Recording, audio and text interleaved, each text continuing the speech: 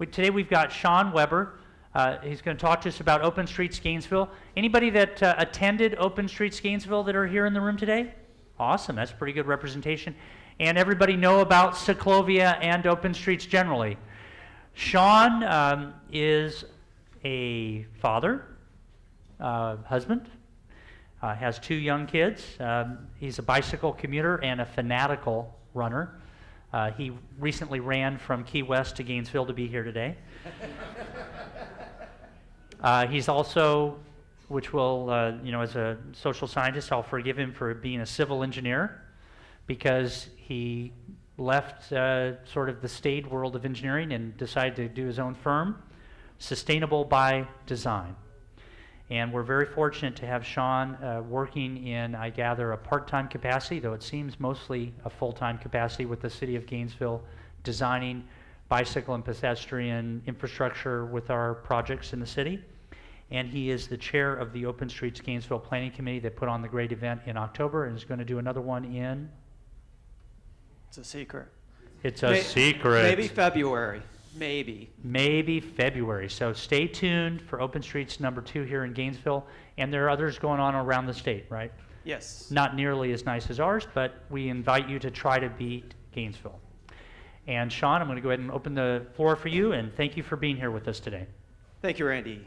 As Randy said, I'm a civil engineer, so all the sidewalks, all the roads, all the bike lanes, all the trails are designed by civil engineers, so you should be fairly nice to me.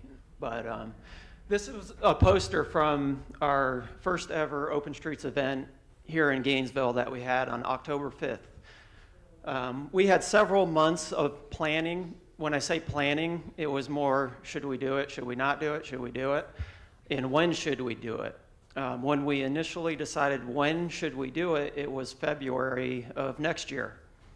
Then someone saw a tweet from the Department of Transportation, from the head of the state FDOT, asking would anyone in Florida like to host a Ciclovia. So we had a couple members, a former city commissioner and one of our group members from Get Active GNV responded and say, yes, we would like to do it. So that accelerated our plans. We spent several meetings with DOT, several meetings with the city, several meetings with each other, deciding can we pull this off in such a short time frame. One of the last meetings before we decided, it was myself, Ron, and Joe Floyd, one of our other members. We had spent several meetings trying to figure out if we could do it. Everyone was getting a little bit, losing interest or had other commitments. I sat across the table from Ron, and he looked at me. I was all hunched down. He said, "Go for it." I wasn't sure at that time. I got home and I sent an email to Ron and said, "Let's do it." He already had me scheduled to speak here today, so I said either we'll have an epic fail or we'll talk about a really great event. So we're going to talk about a really great event that happened, and it was really, Ron pushed the issue.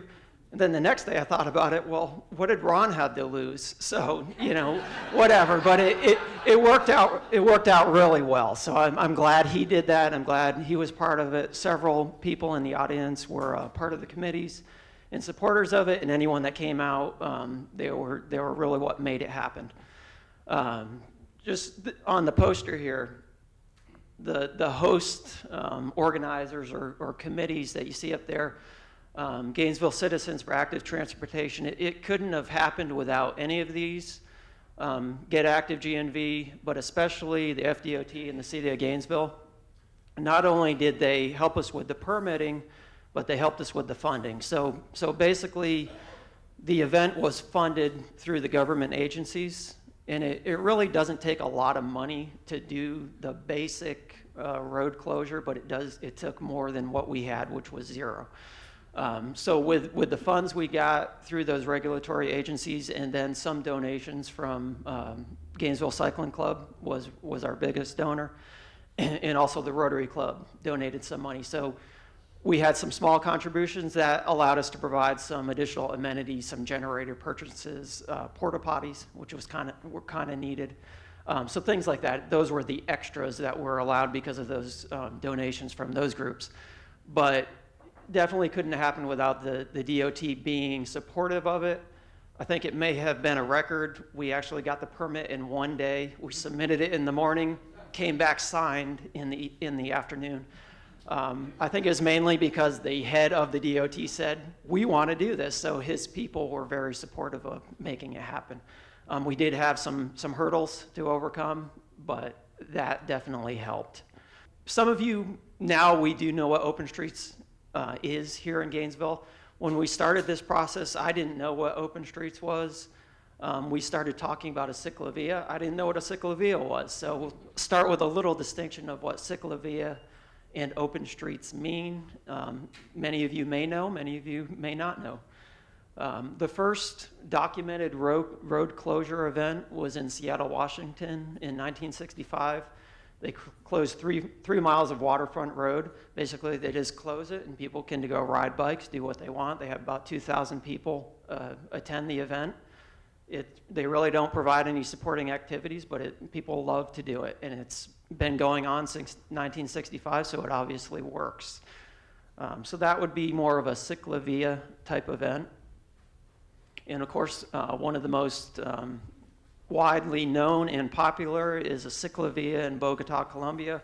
1.2 million people attend, happens multiple times per year, sometimes multiple times per week. 60% of the population attend this event, so it's widely supported. The Penalosa brothers came from Bogota, and now they spend time coming around talking to people like us about how great Bogota is and what they've done for a cycling community. So that's more of a ciclovia type event, and that's where that term comes from, cycleway. When we started talking about here, of course, we started using the term ciclovia, but then we started thinking what we wanted the event to be, and we wanted it to be something that was more than just bicycles. And the reason why we wanted it to be more than bicycles was to bring in more people that may be interested in using bicycles for transportation or being a pedestrian, but they weren't quite sure, they didn't feel safe.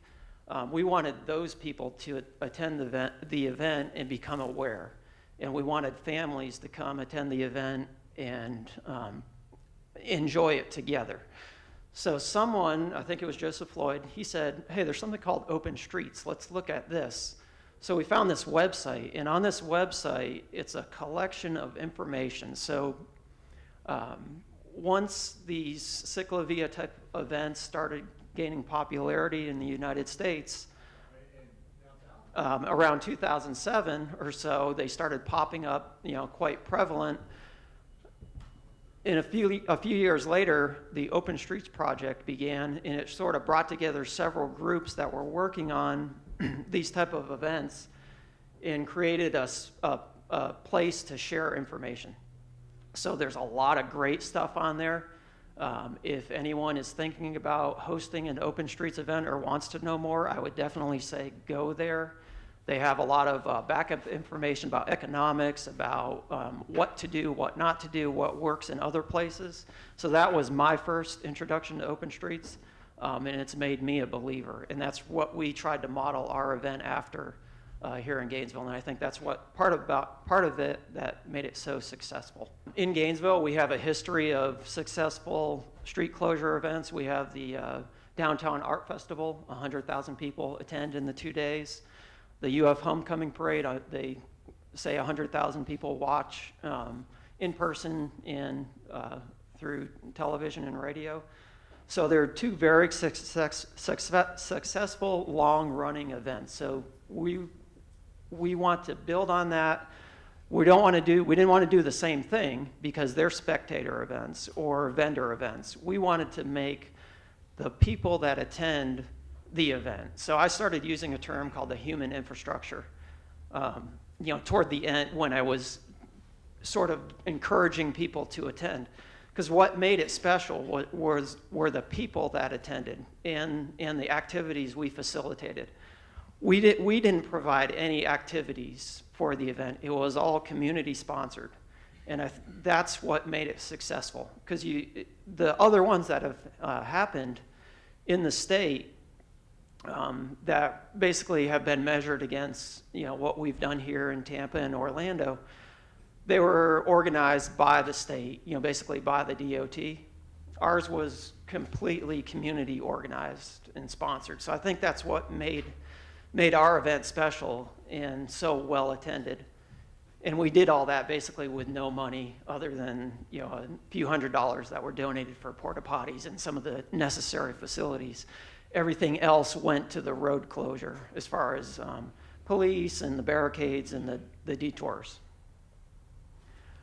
So when we first started thinking about where to do it, the question was, okay, we want to do it, but where do we want to do it?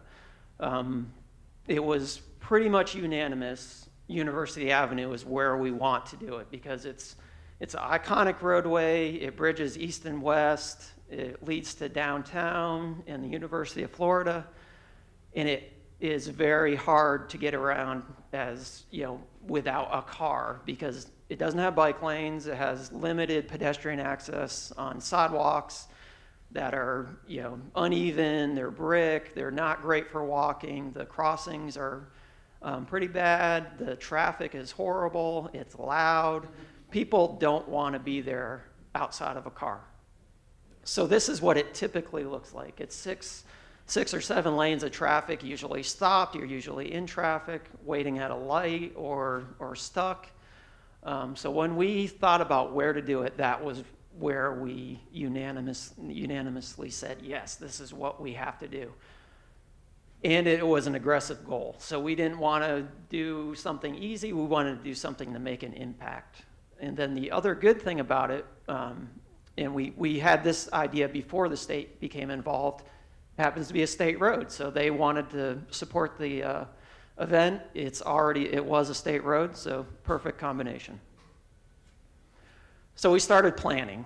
Like I said, a lot of it was talking about when and how and where do we do it. We ended up having a really good core group of about 8 or 9 people that showed up every Wednesday to meet every other Wednesday at first. Once we said we're going to go for it, it was every Wednesday. These people were committed to it. I was committed to it. I think we spent more time doing this than the jobs that were paying us, but we did get it done in 5 weeks of planning. So if you think you might want to do one, give yourself more time than that. It was very hard, but we did it. And when we initially started planning it, I thought with 5 or 6 months, we may get 3,500 people as a good goal. When we'll talk a little bit more about how many people showed up, but we surpassed that with this short amount of time, and really no budget for marketing or any of those types of things that you would want to get the word out. So our event layout, we initially started going all the way to 13th Street because we wanted access to some of the restaurants and businesses on 13th Street. But we ran into some issues with access for some of those businesses. In particular, one of the businesses only had access to 13th Street, so they really did not want us to do the event on a Sunday during their main business time. So we ended up shifting the limits from 13th Street to 6th Street, which is also a major corridor in Gainesville. There's a brand new bike trail that's on it. So it had some advantages. And then we bridged Main Street, which was right in the middle of the event, which ended up turning out really well. And we went almost up to 7th Street. And we had another issue with one of the businesses there that had access to University. So we wanted to be partners with the businesses, so we shrunk the limits just slightly. So we didn't quite get to 7th Street, but it was about a mile. So what we had gained from the Open Streets project and their experience, many people said 1 mile is about the minimum you want to do, otherwise it becomes a street fair. So we didn't want it to be a street fair. We wanted to have open space so people could ride bikes, so people had a reason to move and be active.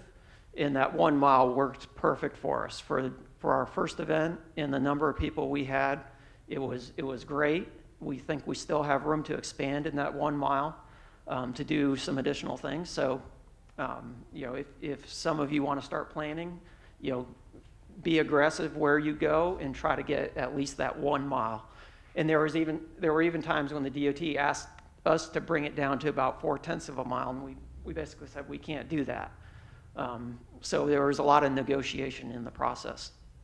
But what worked well for us, and it was a last-minute decision, the day before we announced to our vendors, or what we call them, or activity leaders, we made a change. Rather than try to stretch it out through the whole 1 mile, we set up 3 zones, so basically 3 activity zones. And loosely, we tried to have complementary activities within each of the zones, so basically the people wouldn't get in fights when they're working with each other, and like-minded people would be together. But in general, it were 3 zones at the 2 entry points on the ends, and then at Main Street, which is a major intersection between Main and University. So it worked out really, really well. And what we did, and we stole this from Orlando because we had someone go down and visit Orlando a week or 2 before our event, were to put the tents, all the tents and vendors down the middle. And what it did was leave all this side area, the 2 or 3 lanes on the sides, open to bicycles and pedestrians. So it didn't constrict it so much that you couldn't move by bicycle or by foot, but it had a lot of activity in the middle, and then all the pedestrians and bicycles had room to move around the outside and circulate. So it worked out really well for us. And I think that's something that's going to stick in future events. And the zones, having the 3 zones set up worked well, because if someone was in this zone and they saw a lot going on down here, they'd stay here for a while, and then it'd make them move. They'd want to move to the ends. So that was part of our concern, was how do we get people to move back and forth between the entire event? And I think it worked out really well. So what the plan is to keep this limit for the next event, but try to infill and get more activity in the different zones. So these are some pictures. My whole thing is pictures, because if pictures are 1,000 words, I got about 500,000 words to say here, and you don't have to listen to me say them.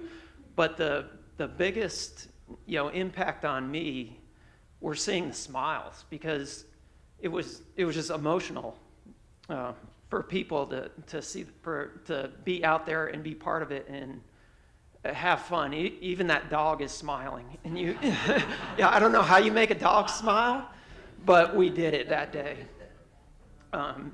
So people were just having fun. A lot of these bikes, the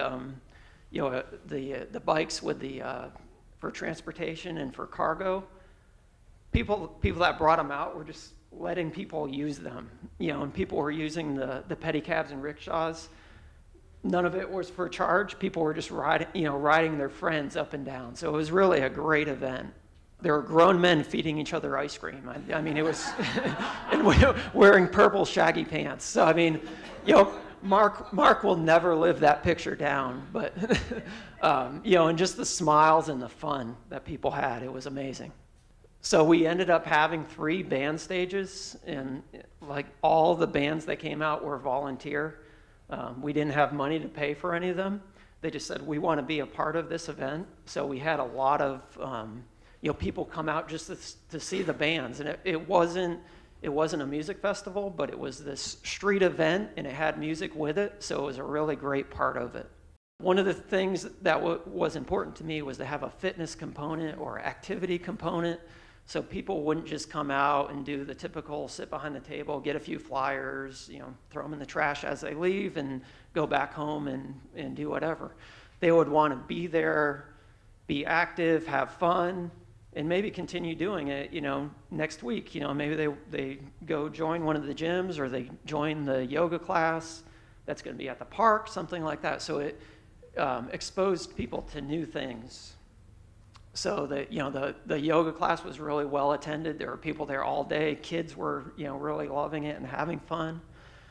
There were Zumba classes and dance classes and Pilates classes, And all the people that came out were 100% volunteer. And when we started it that day after Ron and I spoke, and he said, go for it, I said, we'll do it, but basically we'll just get people to show up. We're not going to really try to provide any activities. We'll give them a space, to come out, have fun, bring the kids, maybe get some lunch, enjoy the street. All the 50 or so tents we had set up, 100% came to me through the email, and they found out about the event one way or the other. And I guess, in our planning process, really, like I said, we had no budget and not much time. We couldn't spend the money, get a banner across the street. So we used social media, we used Facebook. And what we did, because we knew the bike people, basically we sent out 1,000 to 1,500 invites to the bike people the first day or two. And we got a good response from that. But when we saw a huge response was when it expanded outside of the bicycle community. And part of the way it expanded was from the vendors or activity leaders. If someone from the YMCA or from Gainesville Rowing, said, hey, we want to be a part of this, they invited, all of the people that follow them. So then, they send out 500 invites, and it started to spread. In the last week, it was really the last week is when the news media started to pick it up. It was on, the news, it was in the paper, it was on the radio. Then we started reaching a wider audience. So we're really excited about the next event. People know actually what it is. Some people still refer to it as that bike event, but we want to change that mindset. It's not just bicycles. I mean, we love bicycles, but it can be a tool to reach more people that maybe want a bicycle, but they don't for whatever reason, because of the access, because of the safety, because of the money, whatever it is. Maybe this gets them engaged in our community. It gets them engaged in our city planning process. It gets them to the city commission. Next time a particular project comes up, they say, hey, if we had such and such, maybe a protected bike lane or an off-street path, maybe more people would use this. So it gets the general, average, regular person out there active and involved. So I think it has a lot of potential. This was Gainesville Rowing. So when's the last time you saw a rowing boat and rowing machines in the middle of University Avenue? So it was great to see things that you would never expect to see going on in the middle of University Avenue. And like I said, they 100% volunteered. They're like, hey, we'd like to bring some rowing machines out. I'd say, that sounds great. We did have some that would traditionally sit behind a table, just hand out flyers. And I would say, you can do that, but bring an activity with you. Bring hula hoops, bring jump ropes. And some of the things you see here, one of the schools, elementary schools, came out, the parent-teacher organization said, hey, we'd like to come out. And they brought jump ropes and hula hoops and drew hopscotch on the ground. So it didn't have to cost much. Just bring it out and people will come use it. I mean, there were people doing jumping rope all day long there, and it really cost no money for someone to do that, and they had a great time. We did, although we didn't want it to be just a bicycle event, we wanted to support those type of events because they're fun. So we had a Wheel the Games area, and one of the highly used and photographed thing was the bike limbo. So they kept lowering it down and down. I saw Ron out there. I mean, I don't know how he got his body to get that low, but he did it. And then we had a tall bike out there. So, I mean, and some of the people that came out and brought those types of things, just because they wanted to be part of this event. So people were, all day long, there were different people riding this bike and, just having a great time doing it. Gainesville Roller Rebels, they had they drew a oval and had a roller derby in the middle of University Avenue. I remember coming through one time on my bike, and they were coming around, and I just joined right in on my bike and kept going. So it was a great time. This young man on his skateboard, he didn't know the event was happening. I guess he got off work, And a couple of them came down and they said, oh, we're used to getting kicked off at University Avenue. You're going to actually let us come in? And I think he actually won the limbo because he was able to go under and over, so it was a great thing. And he was in the paper speaking, so it was just a lot of fun. Part of the event was the art and interaction. So we wanted to have a component of art, but we wanted people to be involved with the art. So well-known, bike gator, bike fish, and now the bike shark here in Gainesville that are usually come out once a year for the homecoming parade. We got them to come out of storage a couple weeks early. But what was great about it was not only were they part of the event, but people got to come and touch it. They got to talk to the artists. We had 352 Arts come out. So people were coming out and speaking to the artists. They were being part of the event and part of the art. So it was a great thing.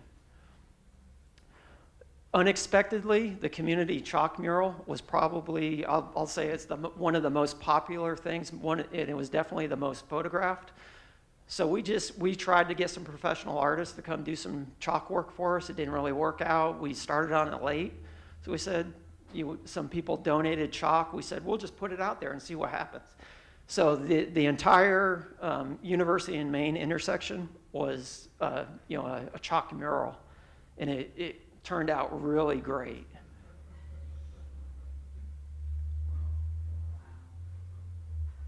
And the good thing about that was when we left, people were talking about it for days, just because there were still parts of it still there. Bicycle-based business really showed up. We had a lot of bike trailers. We had Gainesville Compost, Canner Carts, Sweetwater Organic Coffee came out with a bike trailer. So we want to build on that for next year and have more of that. The economic impact, I think everybody, everyone said we didn't have enough food, but I take that as encouragement for next time because I tried to tell the businesses, be ready. I was telling them we might have 1,000 or 2,000 people out there. We ended up we estimate about 6,000 people. So we far exceeded what we expected. And basically the people couldn't get food fast enough and the businesses couldn't keep up with the demand. So there were businesses 6 blocks away running out of food. The businesses on our route said they did more in 4 hours than they do in a typical 8 to 12 hour day. So it was a really good day for the businesses. Some of them didn't know what to expect. I think when we come back next time, they'll know what to expect and they'll say, we want to be a bigger part of it. Anthony, he comes to many of our farmers markets. He said he did 7 times what he does at a farmers market. He wants to help in the planning next year. So he was very excited about the event.